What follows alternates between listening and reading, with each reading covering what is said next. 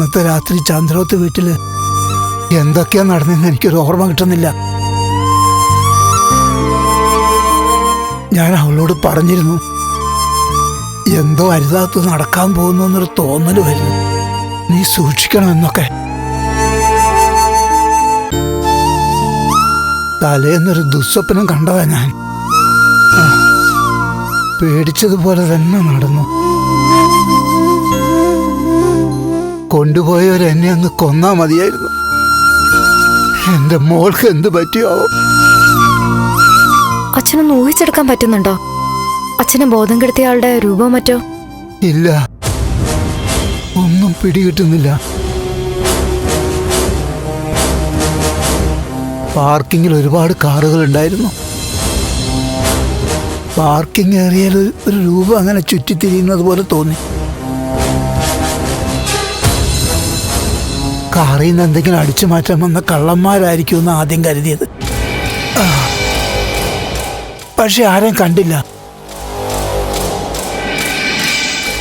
രണ്ടാമത്തെ പ്രാവശ്യം ഒരു നിഴലും നീക്കമൊക്കെ കണ്ടു. ഡ്രൈവർമാർ 2-3 പേരുമായിട്ട് സംസാരിച്ച് നിന്നത് ഓർമ്മയുണ്ട്. പിന്നീട് പെട്ടെന്ന് ആരോ പുറകിലൂടെ വന്ന് എൻ്റെ മുഖത്ത് അമർത്തി പിടിച്ചു. അത്ര തന്നെ. കണ്ണടഞ്ഞു പോയതുപോലൊരു ഓർമ്മയുണ്ട്. ഓർമ്മ വന്നപ്പോ ഒരു കുറ്റിക്കാട്ടി കിടക്കുന്ന പോലെ തോന്നി.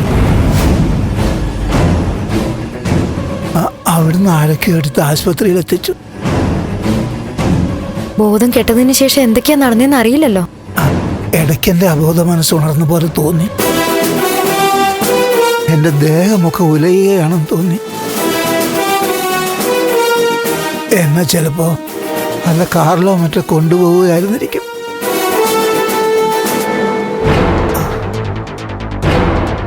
എന്റെ അടുത്ത് വേറെ ആരോ ഒരാൾ കൂടി ഉള്ളതുപോലൊരു തോന്നൽ. ചിലപ്പോ തോന്നലായിരിക്കും. അത് ദേവിയാണോ? അറിയില്ല. പറഞ്ഞില്ലേ, വെറുതെ തോന്നിയതും ആവാം. ഏതോ ഒരു ചെറുപ്പക്കാരനാണ് എൻ്റെ വായ പൊത്തിപ്പിടിച്ചത്. നല്ല ശക്തിയുള്ള കൈകളായിരുന്നു. എന്തായാലും വലിയൊരു ഗൂഢാലോചന ഇതിൻ്റെ പുറകിലുണ്ട്.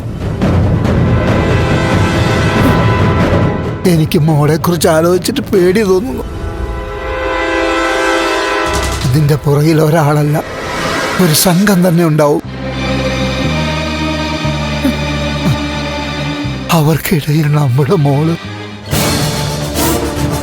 അച്ഛാ, നമുക്കിത് പോലീസിൽ പറയാം. അങ്ങനെ പറഞ്ഞാ കൂടുതൽ ആപത്ത് വരുമെന്നാ എന്റെ പേടി.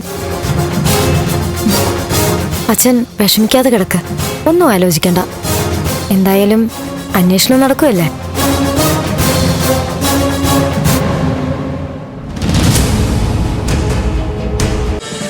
ഫ്ലവേഴ്സ് ഒരുക്കുന്ന കാഴ്ച വസന്തം യൂട്യൂബിൽ പ്രേക്ഷകർക്ക് ലൈവായി കാണാം.